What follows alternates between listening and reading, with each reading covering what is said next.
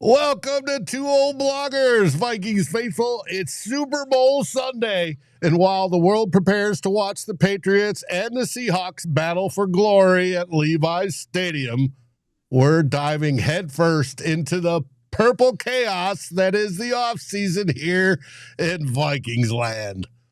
Kwesi Adofo-Mensah's shocking firing still echoes through Egan. Rob Brzezinski is holding the GM reins as interim boss. Is this his trial run for the big chair? It will be interesting to see. Harrison Smith's future hangs in the balance. Kevin Williams gets snubbed by Kenton once again. And TJ Hockenson's massive cap looms large. Cut, restructure, trade. Darren and I are breaking it down. The leaks, the narrative wars, the tight end outlook for 2026, and what this wild offseason means for our beloved Vikings. So grab your horns, crank up your SKOL vibes, even on the biggest football day of the year, and join us for unfiltered, passionate Minnesota Vikings talk. This is Two Old Bloggers. Rock.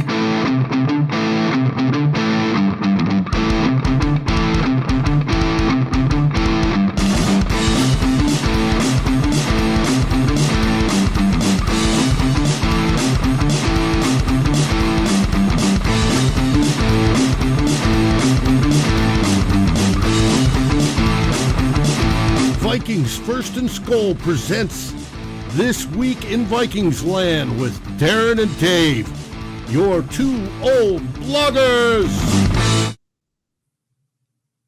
Hey there, everyone. Welcome to the show, and we want to welcome everybody that's watching already. Have we got a show packed full of stuff for you? But first, Darren, how are things in the Great White North? They are white. And pretty good, just like everybody else, waiting for the day to come before, or the hours to tick by before I get to sit down and watch the Super Bowl and I guess cheer for Sam Darnold. I'm not really cheering for Seattle, but I'm cheering for Sam Darnold, I guess. Yes, and I concur with that, so we'll see how it goes. Now, the Seahawks are favored today, and I think most of the nation, at least down here, is rooting for them because they don't want to see New England start another run. But yes, I agree with that. It may be tough not to, so we'll see. Yes. All right. We're going to start off with theme one.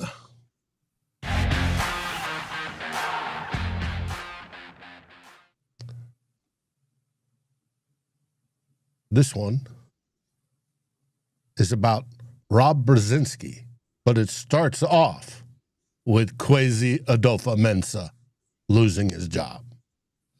Yeah, so it's been, we're into day 9 since we heard about Kwesi Adofo-Mensah getting this, to me, the surprising firing of him as general manager. And since that time, of course, we're starting to learn, or, the media reports have come out from people who cover the NFL and the Vikings about the reasons for why it happened. We're also starting to learn because we had the major questions were, how is this front office going to work after he was fired, considering the Vikings are not hiring a permanent replacement for Kwesi Adofo-Mensah until after the NFL draft in late April. So we're starting to learn more about that from writers who cover the Vikings and the NFL. And one of those guys is Kevin Seipert from ESPN. He dug into this pretty deep with an excellent story on Friday or Thursday on what the Vikings were doing. And my big question, Dave, I think a lot of people's big question when this all happened was, okay, who's in charge here? Right? Because I was assuming that with Kwesi Adofo-Mensah gone, not a new GM being hired anytime soon, that Kevin O'Connell and also Brian Flores were going to be running the show on who they're bringing in, how the roster is going to be constructed in 2026, and based on Seifert's story on this, it actually is that Rob Brzezinski is going to be in charge. He talked about, and because Brzezinski's been with the team so long, and I had concerns about who was in charge because of the fact that he's gained his reputation and been basically in the role of being a finance guy, a cap guru. He handles the finances, makes sure the Vikings are cap compliant, have enough money to sign the guys they need to sign, all that sort of stuff. But the thing about that is that what I had forgot, and what Kevin Seifert's story brought to light, was that Brzezinski has actually been in this role before as the de facto GM in 2003 to 2005. Seifert pointed out that when Red McCombs, old cheapskate McCombs, was trying to sell the team, that Brzezinski was the top front office guy. He ran the Vikings operation, overhauled their front office, their processes, all of that stuff. I'd forgot about that. And even after McCombs sold the team to the Wilfs, from 2006 to 2011, he was one of a 3-men leadership group, the Triangle of Authority, I guess it was, that ran the Vikings, along with, Rick Spielman was in on that too. So this is not Brzezinski's first rodeo, which I think is encouraging for me.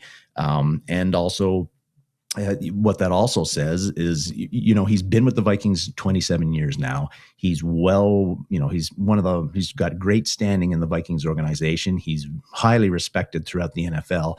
So with him being in that role, long story short, this guy knows what he's doing. He is not a pushover. He has been in the league a long, long time. And what Seifert described how to look at Brzezinski right now is, he described him as, his role right now is to be the gatekeeper, where he's going to take the ideas that Flores and the scout and Kevin O'Connell and the scouting staff give him about who they want and what they're looking for, and he's going to decide what gets implemented and how. So essentially, he is the general manager right now, according to Seifert, and I find that a little bit better. I feel better about that than how I did a week ago, because I'm still concerned that what you're going to have here, when you got 3 people, Kevin O'Connell, Brian Flores, and then Brzezinski as your interim GM, I still have concerns that this was, and I had concerns before, that this is going to be a clusterfuck of a situation for free agency and the draft. I feel a little bit better about that now. But what you're seeing here, I think, with Brzezinski being in the role he is, and the fact that the Wilfs didn't turn to someone like Ryan Grigson to be the interim guy, and is that it seems like Brzezinski is getting a trial run here to be the general manager, future general manager for the Vikings. Mark Wilf said in his press conference on Friday, when they announced when the firing of Kwesi Adofo-Mensah was announced, that he wasn't closing any doors on people who could be considered candidates for the general manager job. That includes Rob Brzezinski. So the question becomes, is Rob Brzezinski going to be, because he's got a head start right now being in the position for the next 3 months, is Rob Brzezinski going to be the next general manager for the Minnesota Vikings, or is he likely to be? I feel that that's not likely. There's a couple of reasons for that. One is that Seifert also mentioned in a story that Brzezinski had been, during his time with the Vikings, there's been multiple teams who have approached him to talk about having advanced roles in their organizations, possibly as a general manager as well, and to leave the Vikings for those advanced roles. And he has turned them down every time. So he wasn't interested in an advanced role, a general manager job, during his whole career with the Vikings. He stayed where he is. My question is, what is it about it? Why now would he be suddenly interested in a general manager job full time?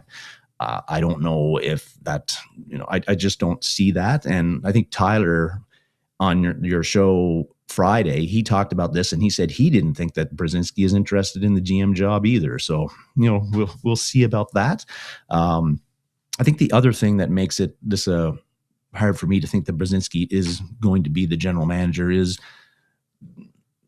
and I don't know how big of a factor this would be, but there is the optics on this, Rob, where if you were to hire an internal candidate like Rob Brzezinski to be the new general manager to replace Kwesi Adofo-Mensah, that's not going to be something that's going to, I think, create a lot of excitement and optimism amongst the fan base and the media.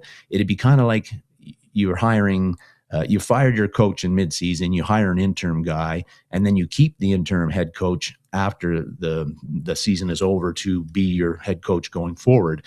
And if you do that, you hire an internal candidate like that, even if it's Rob Brzezinski, who I've never heard a Vikings fan say a bad word about. He's got high standing amongst Vikings fans, as far as I can tell, over all the years I've been, not covering the Vikings, but been following them. I still think that that's going to be a hard sell because you've got. If you're internal candidate, how are fans going to feel confident in that? That internal candidate is going to really change things up and come up with fresh perspectives and ideas on player procurement, the scouting staff, how you run the team. I think people are going to have a lot of questions about how is this going to be different and better, because you've got an interim guy and a long time guy in the Vikings organization, and how's that going to be any better or different than what you had under Kwesi Adofo-Mensah and Rick Spielman before him. So, I don't think that Rob Brzezinski is going to be the new guy. I think they're going to take somebody from outside the organization, and that's the person that's going to be taking over the role in mid-May or whenever they decide on it. But overall, Dave, this is the Wilfs have done unconventional things here. They fired a general manager at an unconventional time. Kevin Seifert said in his story on Thursday, about how of the 31 other organizations that he looked at, when you look at their general managers or president of their player personnel, head of player personnel, of those 31 other teams, only the Buffalo Bills with general manager Brandon Beane, that's the only one that is in there now who was hired after the NFL draft. So the Vikings are only the second team to go this route. Again, it's unconventional. The timing was, not ideal, I think. And now they're going a bit of an unconventional route in how they're deciding who will be the next general manager, because they've got an interim guy in place from now until when the draft is over. So again, Brzezinski is a guy I have a lot of confidence in. He's one of the best in the business at what he does on the financial side of things, but he's also got a lot of experience in an overall front office role. And he's going to put in the work. He's highly competent. But I still have concerns about how this is all going to work. Again, it's unconventional. It's not how it's usually done. The timing was, I think, it was poorly timed. And what could go wrong, Dave, with this sort of thing when the Vikings go the unconventional route with a high profile position and a very important position like general manager? I agree. What could go wrong? Lots of stuff.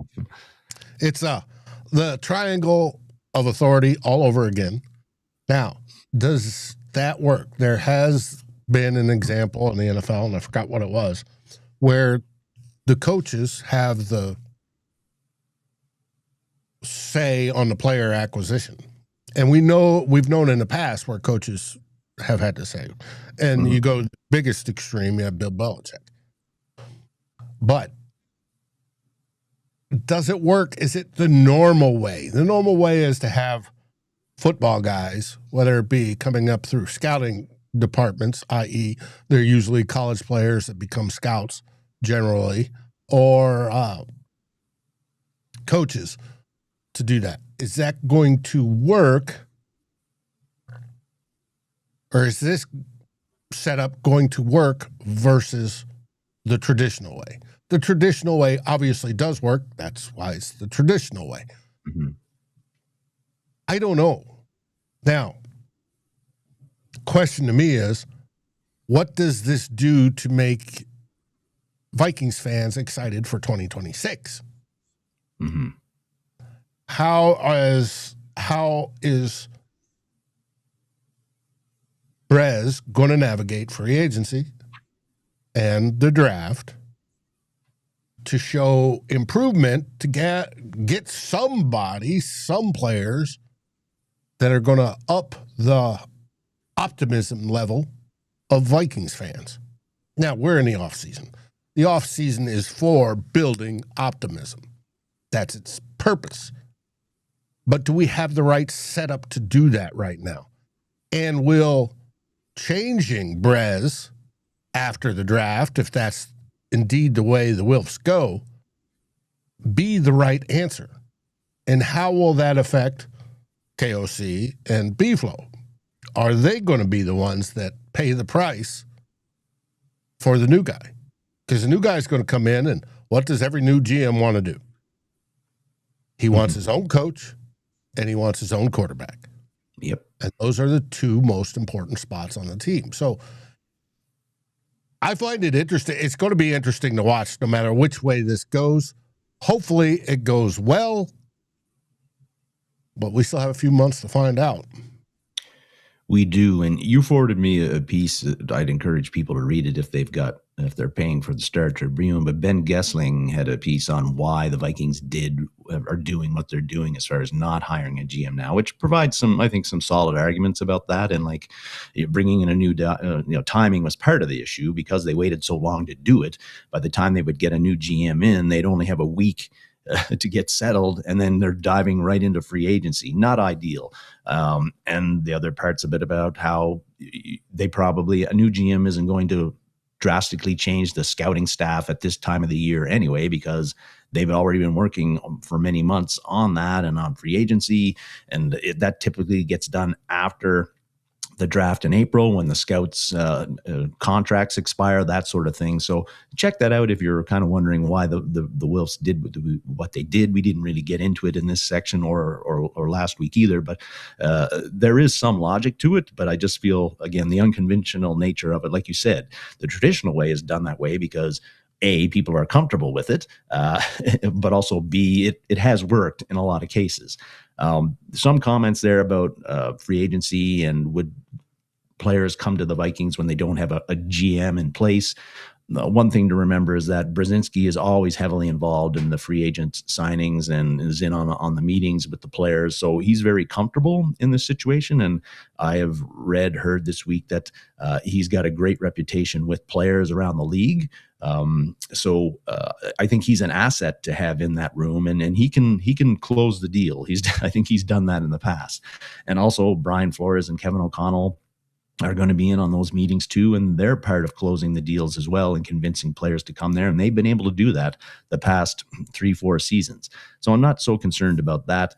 And somebody talking about Denny Green was the GM and got us to championship games. Well, he did, but we also know at the end of Denny Green's regime, his drafting was very poor, and he was going all offense and no defense. That didn't work out so well, I think. I think it's very tough to have a head coach with all they got going on also be your general manager. That's really a heavy workload. I don't like seeing that, and I wouldn't like seeing Kevin O'Connell being sort of the Bill Belichick type, and also because he doesn't have the standing that Bill Belichick had when he got that job. He's got no Super Bowl rings, no playoff wins. Right. So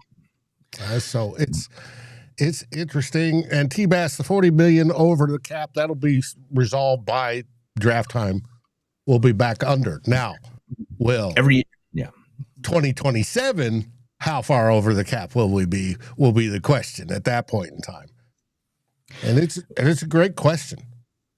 One way to think about that, though, we talked about the cap situation 3 or 4 weeks ago, Dave, is with the Vikings, is like think about the New Orleans Saints. Although the franchise's arc has gone down a lot since Drew Brees left, but it seems like every year they're talking about that. We talk about the Saints being, they're 50 million over the cap, they're 60 million over the cap, they won't be doing anything, and they always end up not being sitting out free agency completely. They figure it out, and there's ways, cuts, extensions, restructures to, the cap people know how to move that money around to at least give you a fighting chance in free agency to sign some guys. And that's what going to be the case for the Vikings too. Mm-hmm. Are they going to be as active as they were last March and the March before? I don't think so, but they're not going to totally sit this out, and they're not going to be in a situation where they can't target some guys they think can really help them in 2026 because of the cap. They're going to get that figured out. And the salary cap going up by about 20 million or so is going to help that as well. Yep, without a doubt. Yeah. So we're going to find out. I'm curious to how the Steelers are going to handle it. They've got $100 million, I think it is, the spendable money or something like that, ungodly amount. So they can go for a quarterback if they wish to. And whereas we're getting under the cap, and then can we go for a quarterback if we wish to? And if we absolutely positively do wish to say the Burrow thing, this guy can make it happen. Now, well, 2 years, yeah, but he could make it happen. But we'll see. Now on to theme 2.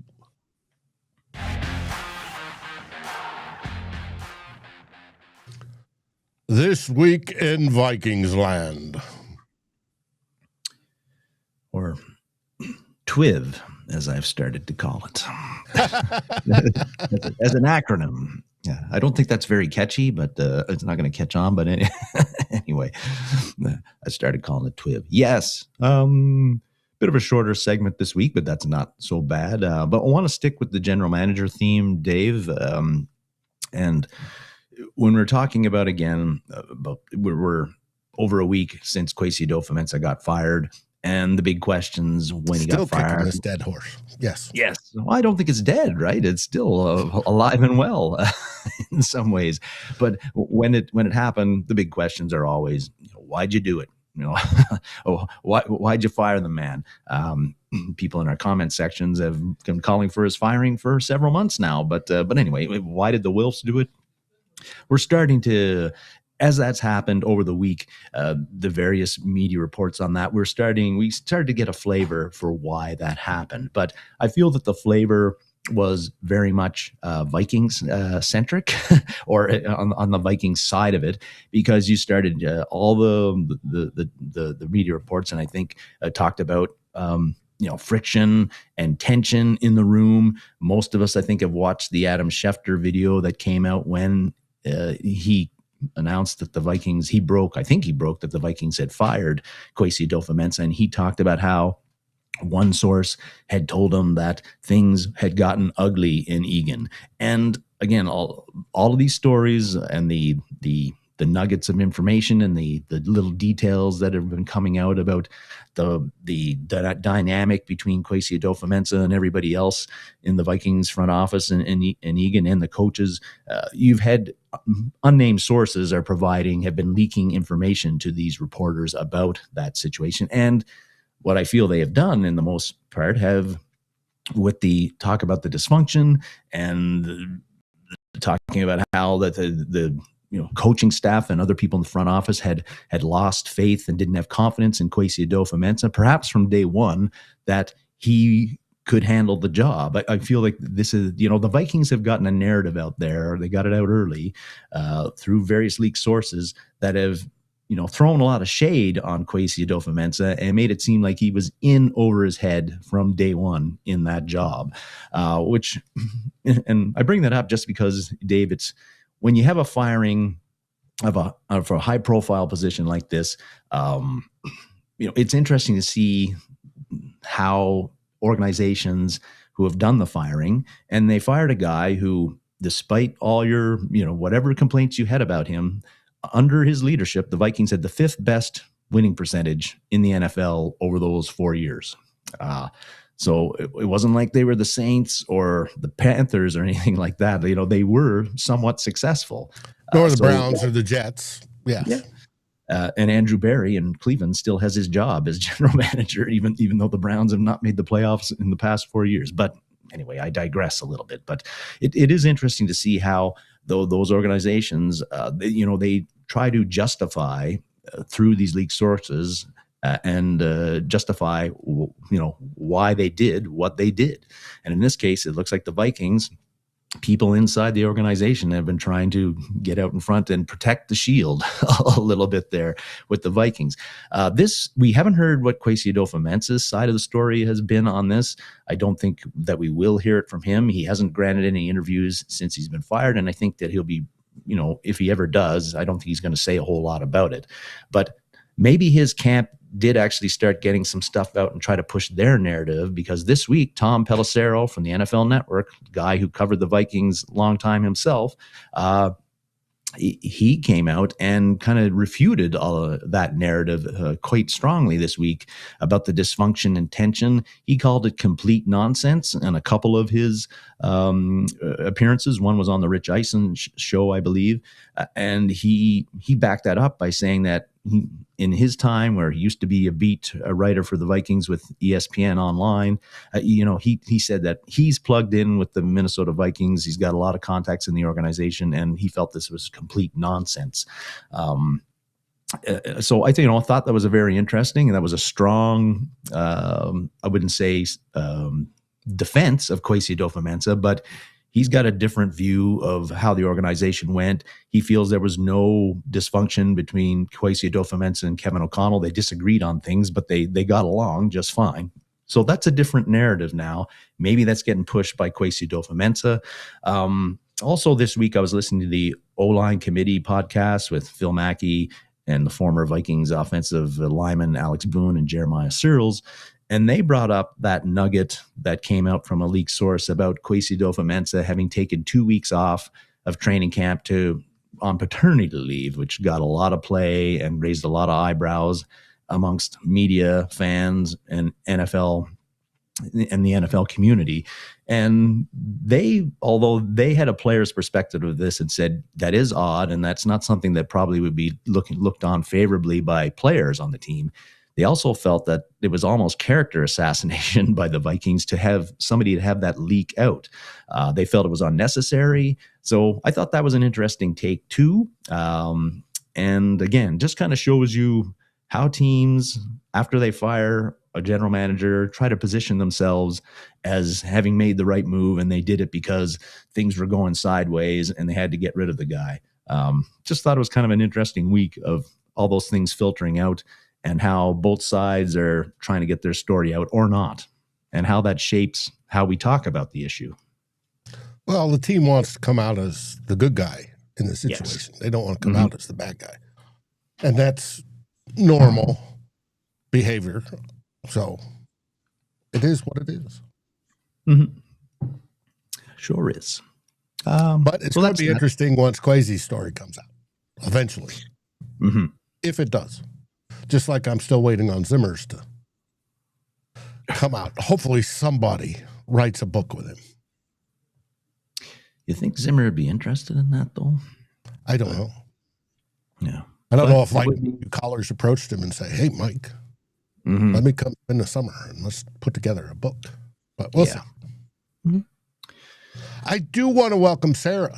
We've missed you, Sarah. You've been gone so long. But you've come back to us, so we're happy about that. Mm-hmm. I didn't even bring up Mr. Kirkle. Not yet. Not yet. And I hopefully never will. So, anyways. All right. Next topic. The hamster. Hamster, CJ Ham, yeah. It sure seemed like it after the Green Bay game where the season ended for the Vikings that CJ Ham was going to retire. Just the way he talked, how he was treated that game, all that sort of stuff. Hadn't been made official. And the Vikings still haven't made an announcement on the website. I guess they're too busy with the general manager stuff to do this. We put out something nice about CJ Ham, but his agency that represents him on Monday put out an Instagram post saying that, officially announcing that CJ Ham has indeed retired from the NFL. CJ Ham linked that himself, or whatever he does on Instagram. He shared it on Instagram as well. So it seems that it is official. CJ Ham has retired. And, it's I bet you CJ Ham in 2016 as an undrafted rookie free agent at Augustana University in the state of Minnesota. I don't think that he could have ever dreamed at that time that he'd have a 10-year career in the NFL with a couple of Pro Bowl berths in there as well on special teams. But he did. So wanted to take this time to recognize Ham's career.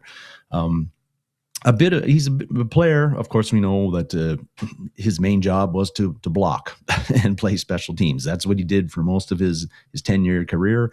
And so he's a tough guy to judge the value he brought to the Vikings on the field, because he hardly ever touched the ball. He had 41 carries. He caught 84 passes in his 10 seasons in the NFL. In 141 games. So that meant he touched the ball on average less than one time per game in his entire career. So he was there to block, do the dirty work. He did it very well. But and again, to run tough guy. And on the special teams. But we know that, again, tough to judge that value when he's doing the unseen, sort of the unseen stuff. We know off the field, his contributions. He was a frequent Vikings nominee for the Walter Payton Man of the Year award. Never won it, but he was nominated he was our nominee. It seemed like every year. So a tremendous guy off the field, gave a lot, and I think will continue to give a lot to the community in Minnesota. Offensively, particularly this year, I think the Vikings are going to miss his blocking prowess and his special teams ability too. He played a ton of snaps on special teams over the years, but late in the year, we saw how Kevin O'Connell with the offensive line, they didn't have Christian Darrisaw the last 4 games. They didn't have Ryan Kelly.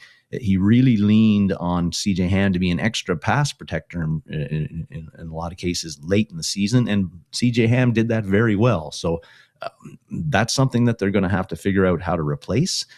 And I don't know how they're going to do that, but a moment to recognize CJ Ham's pretty long career, and a surprisingly long career, I think, considering where he came from. And now with him being retired, that'd be announced. And we now wait on Harrison Smith and what, is he coming back? Is he going to retire? It sure looked like, with all that was done in the season finale with Xavier Rhodes and Andrew Sadeo and Jamarcus Sanford and a lot of his ex-teammates in the safety room coming back for that game and wearing his jerseys, and them the ref them taking a timeout late in the game, and the ref announcing that they were taking the timeout to honor Harrison Smith, that this was it for Harrison Smith. But we have said that, 3 off seasons now, Dave, on this show, that we think this is Harrison Smith's last year, and that has not happened. We made the argument for his induction into the Hall of Fame. Yep. Yeah. And he has kept coming back. So we wait on Harrison Smith's decision.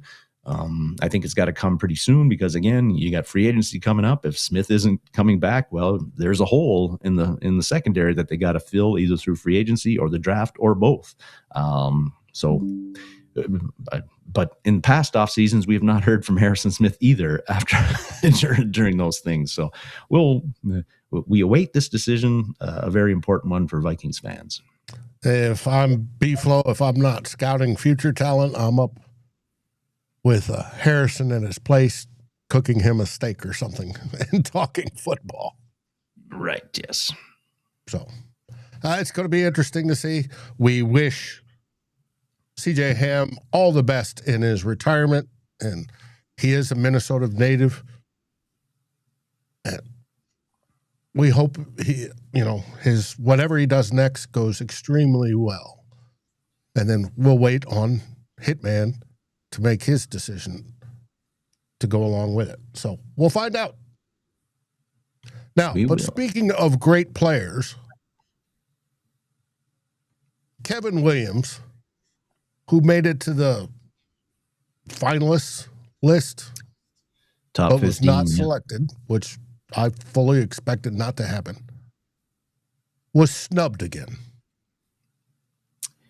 He was, and at least this was his first year that he was one of the 15 finalists, which is progress for Kevin O'Connell and his candidacy to be in the Hall of Fame. But we talked, he did not get in as expected. Drew Brees got in. Larry Fitzgerald got in. Both are very deserving. Luke Kuechly got in as well, another guy that was a favorite to get in. But no Kevin Williams. We talked a few weeks ago about his credentials to get into Canton.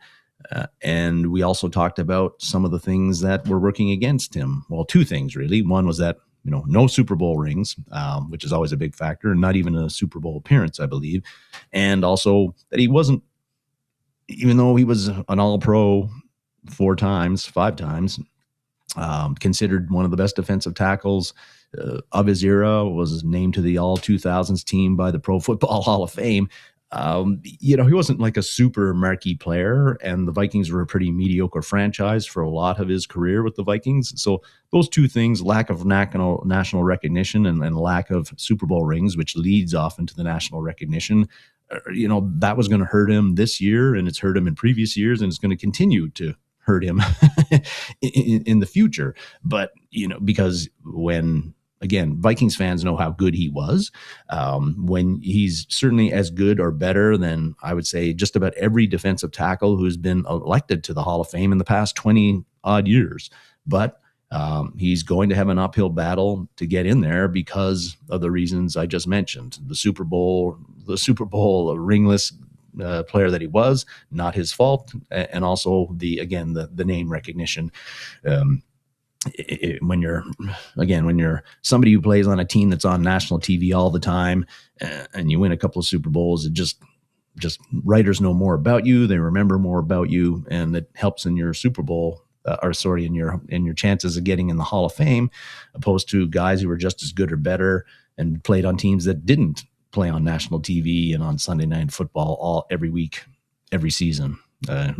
It's a different position, but I always not that he wasn't a great player, but I think of somebody like Troy Polamalu with the hair flying all over the place, him running into people, playing on Monday Night Football, Sunday Night Football, Thursday Night Football, winning a couple of Super Bowls, getting great hair care commercials and the whole works. Yeah, that's just a guy that is got because of things that don't have anything to do with what he did on the football field, help your Hall of Fame candidacy, I believe. Kevin O'Connell was never doing any hair commercials. He just that's what. Yes. Yeah. Unfortunate, but he's going to have a tough road to hoe to get into the Hall. But is he deserving? Absolutely. Now, part of it is his personality. He's more of a quiet guy than an outgoing, gregarious guy. Think of Warren Sapp or what's his name? Went to Packers from the Eagles. I just had it on the tip of my tongue. Reggie White, and that if you are an outgoing person, that helps with the name recognition. If you're talking smack, Jared Allen was, and was for that whole line, the Williams wall, everybody. Jared Allen was the one that everybody's listening to. Yep. Now, I do hope that Kevin does get it because his achievements, minus the Super Bowls, were better than, like you said, people that have been defensive tackles that have been honored with enshrinement over the last 2 decades. And I want to see, and I told it to somebody, I want to see the video of Jared Allen going to Kevin's house, wearing the gold jacket and saying, "Hey, bud, you join me." Mm-hmm. But we'll see if it happens. It probably may never happen. But he's made the Ring of Honor, which is good. It's we've been so blessed in our history to have some great defensive tackles. And he is just one of those that just simply outstanding. Yep. The better luck next year. Hopefully he will get in, but we shall see. That and our senior candidate. Yeah. But the Pro Football Hall of Fame selection is hopefully going to change after this season, and we'll find out how well that does. All right. We're done with theme 2. What comes after theme 2? Theme 3. Ooh. Oh, hit the theme 4 button. There we go. We don't have theme 4 very often, but no, we don't have one today. There we go. Theme 3. All right. This one, we're doing our position review, and we're doing tight ends. We are indeed doing tight ends, Dave. This is the final one on the offensive side that we're doing. And, when it gets to the Vikings tight end, the big issue question that the Vikings have to figure out is what to do with TJ Hockenson, right? Because you've got a guy who's had a bit of declining production the past 2 seasons. He turns 29 in July, which isn't ancient for a football player, but it's sort of getting up there. You're getting closer to the dirty 30s. And, pretty big salary cap hit coming up this season. He's right now slated to be $21.4 million salary cap hit, which is quite high, especially for the kind of production he's had the past 2 years. Keeping in mind that in 2024 he missed 8 games, still coming back from major knee surgery. But there's a big question there, and he's been thrown out as an obvious cut candidate, along with guys like Aaron Jones and Javon Hargrave, those kind of guys of guys that the Vikings, if they a cut candidate who could help them get cap compliant when free agency starts. So there's that, and I'm not when you look at when you look at pre-June cap, if he was to be cut in before June the 1st, the numbers are they don't really I shouldn't say make sense, but it's not optimum for them to cut him, because yes, they would save $8.8 million on the salary cap if they cut him pre-June the 1st, but the dead cap they're going to hit would be $12.4 million. So usually you want to save more cap than the dead cap you're going to incur when you cut a guy. That's the better scenario. In this case, it's not like that for TJ Hockenson in this offseason. A post-June 1st cut works better, but then that cap savings that you make, it doesn't help you in free agency because it doesn't get put on there. It puts on later, so it doesn't help the Vikings this year, although it would help them further on. But I just don't feel that the cutting him makes a lot of sense. Salary cap wise right now with the dead cap you're going to take on. Ben Lieber, who's the Vikings sideline reporter and of course is employed by the Vikings, he was on Cape Fan about a month ago, just after the season, and he said 100%, or he felt there was a 0% chance that TJ Hockenson is back with the Vikings in 2026, which is interesting because, again, he's employed by the Vikings. Normally he's somewhat careful about what he says about Vikings players, but he's got a lot more contacts in the organization than I do, like 100% more. So that's something to keep in mind. But again, this doesn't feel like this makes the best sense for the Vikings to cut TJ Hockenson, because one of the things with the declining production with him, Dave, at least in my opinion, is that, let's face it, the Vikings quarterback situation last year is a big reason why his numbers were down, because they couldn't get the ball to him most of the time, or anybody else.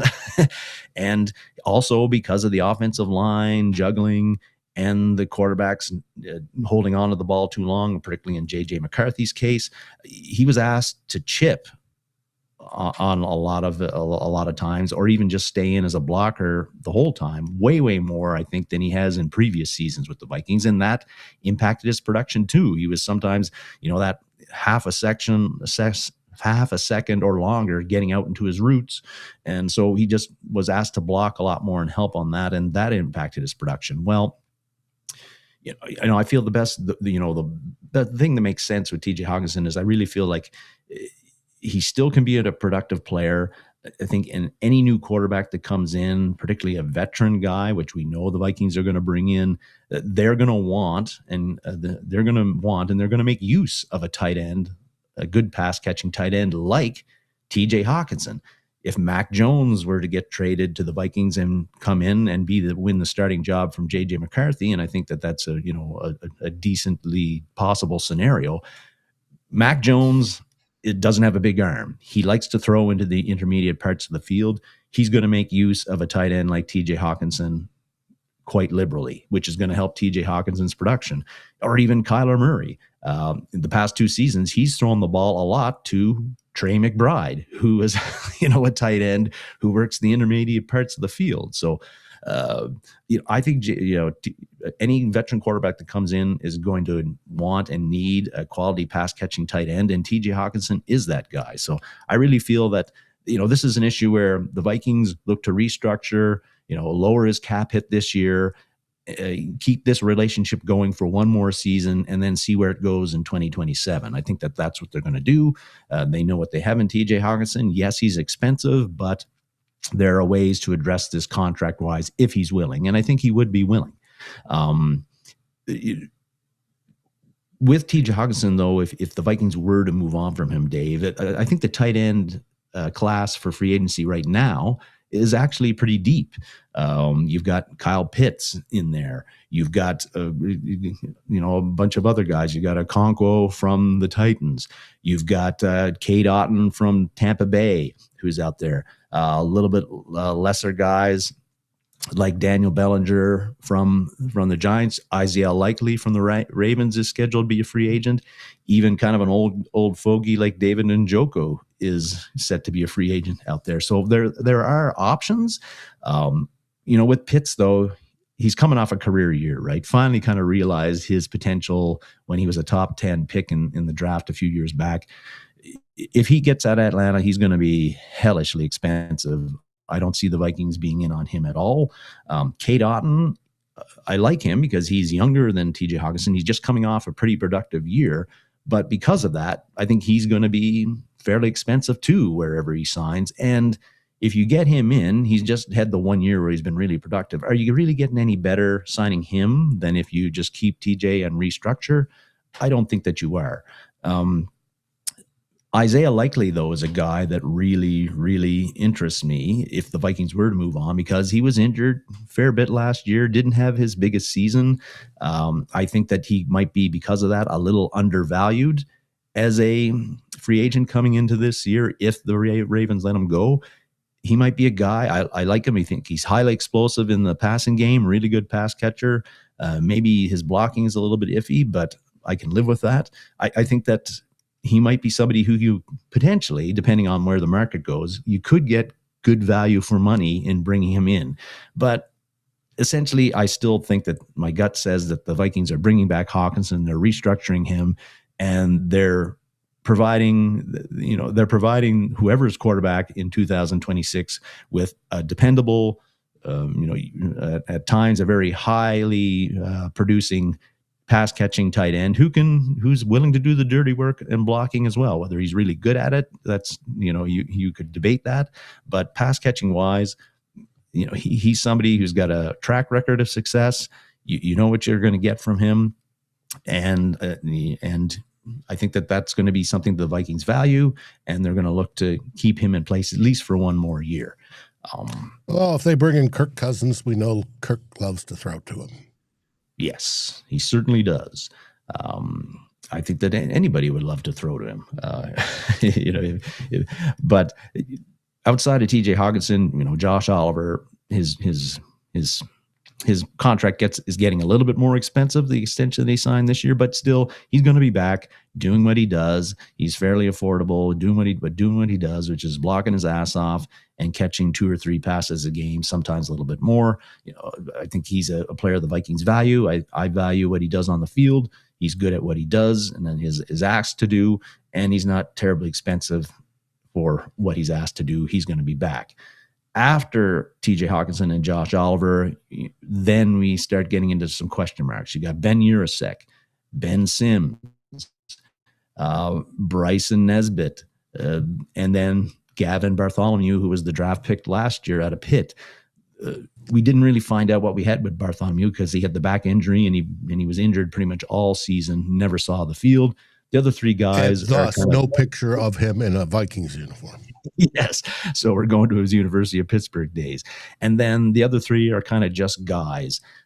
Am I a little uncomfortable with having those four as being your candidate for your number 3 tight end? Yeah. But I think that they are going with the amount that the Vikings use the number 3 tight end, maybe not a big concern unless Oliver and Hockenson were to get injured and miss a lot of time. Then you got a problem. But I think these guys, all 4 of these guys, are going to have a shot to be the number 3 guy. Which one is it going to be? Who knows? Especially because Bartholomew is such a wild card because we didn't see him on the field at all in a game situation in 2026. And you got to remember, all 4 of those guys were late round picks. Mm-hmm. Mm-hmm. Yeah. That's right. And Bryson Nesbitt wasn't a pick at all. He was, he was undrafted. So there's that. I mean, I think that there is work to do on the depth side of things for the Vikings, and the draft. Would the Vikings consider drafting a tight end again? You can never rule it out. I don't think that the Vikings would go early and be really in the running to select Kenyon Sadiq from Oregon, who is the top-rated tight end prospect and is probably going in the first round. I don't see the Vikings going there with the number 18th overall pick or wherever they end up picking in the first round, whether they trade down a little bit or decide to do that. But I don't think Sadiq is going with us. But the Vikings do have 5 picks in between round 5 and 7, and I think that's where they look maybe at a tight end. We know that I saw some reports that they were, particularly at the Senior Bowl, where they were really eyeballing tight end prospects. There, apparently the Senior Bowl, the tight ends didn't really show out and impress everybody. But one guy that did was this dude here from Utah, Tanner Koziol, who's 6'7", a big pass receiving target, and the Vikings had some eyeballs on him. Doesn't look like the thickest guy there, but certainly as a big target downfield and in the intermediate game at 6'7", he might be somebody that the Vikings are interested in and somebody they could get in the 5th round. They don't have a 6th round pick right now, but they have 3 7th rounders at all as well. So we'll see about that. Maybe another guy interesting, a name you passed along was from Dallin Bentley. Sorry, he's the guy from Utah, not Koziol, who was from Houston. So I got that wrong. But Bentley, you look at him, he's listed at 6'5", about 260. So tall, but also very bulky. Solid pass catcher last year, good all-around tight end, somebody who's projected to go in the 5th round, somewhere on day 3. He was at the East-West Shrine Bowl, looked pretty good apparently from what I read. He's got the kind of the physical, the skill set because he's pretty good at a lot of things and a developmental guy that you're not going to expect and need to play right away. You can develop him for a year or 2. He's sort of the guy that can, I think that, the type of prospect that the Vikings would be interested in on day 3. Again, an all-around tight end who can block well, has pass catching potential, and also you're not going to have to spend a premium draft pick on to get.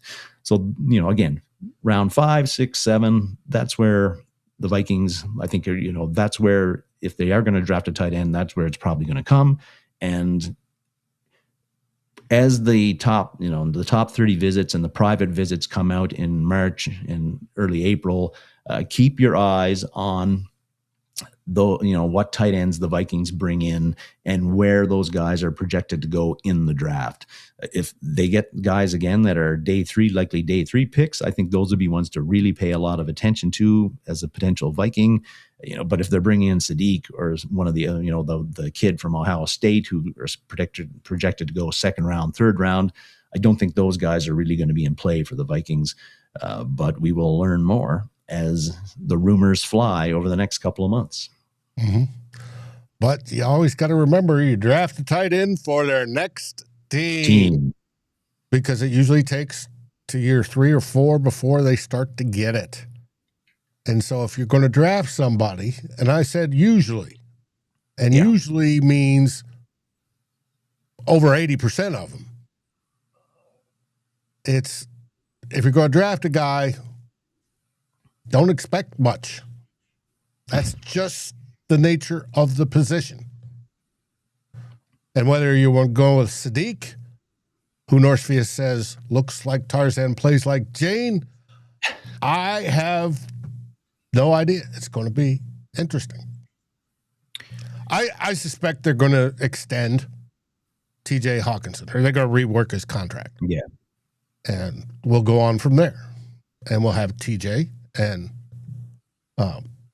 Josh Oliver, who are both the same age, continue as our primary and secondary tight ends. And I have no problem with that. They're not the issue. Either. I agree, Dave. I'm always a bit surprised, or have been a bit surprised by how, particularly this year, how down people were on TJ Hockenson and how he played. Again, if somebody cannot throw you the football and you're a pass-catching tight end, it's pretty hard to really put your best foot forward on the football field, right? Right. So, and if the line is dinged up and needs help blocking, and you're stuck doing that, that's... So we have seen how he's performed when he's had quarterbacks who can get him the ball and like getting him the ball. So I don't have any concerns about TJ Hockenson. I don't have concerns about his knee. People feel he isn't the same player he was since he got it hurt in 2023. I think that might have been a bit of an issue in 2024.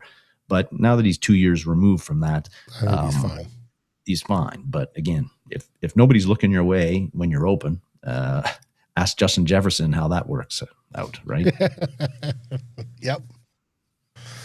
Oh, and speaking of which, we might get into that next week. All the comments and yes. Yeah, we didn't touch on that, but we know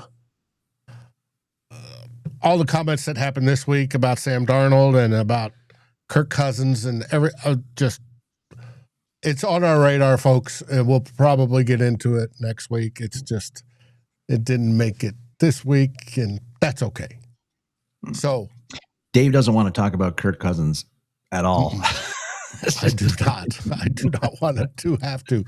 But if we do, we will. If we sign him, I will, grumble, and we will produce content featuring Kirk Cousins.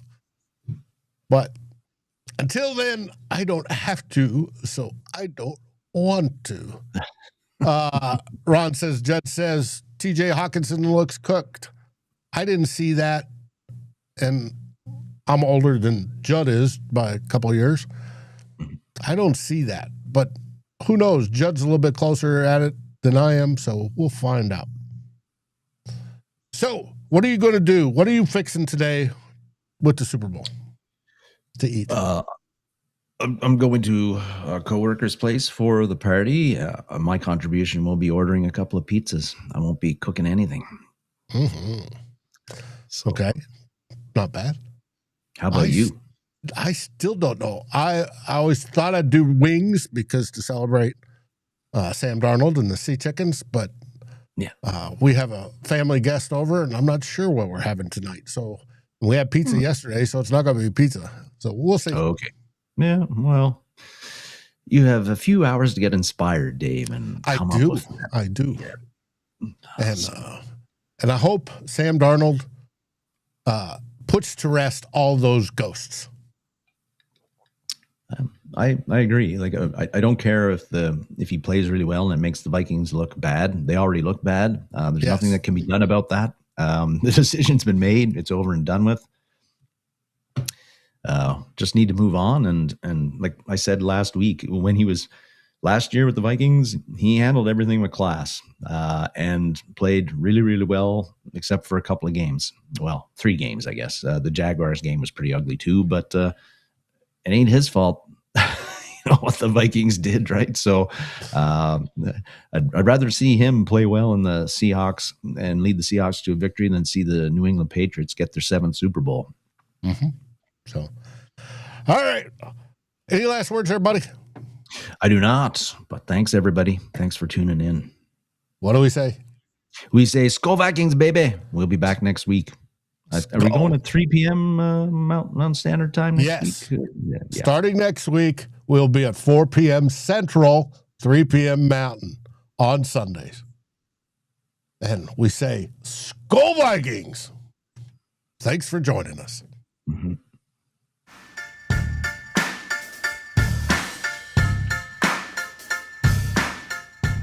Like, subscribe, and ring the bell, and rate us on your favorite podcast aggregator. Darren and Dave, thank you for watching this episode of Two Old Bloggers. We look forward to seeing you on every show on the new Vikings First and SKOL. You can find our podcasts as part of the Fans First Sports Network. Sports takes for the fan, from the fan. SKOL, everybody!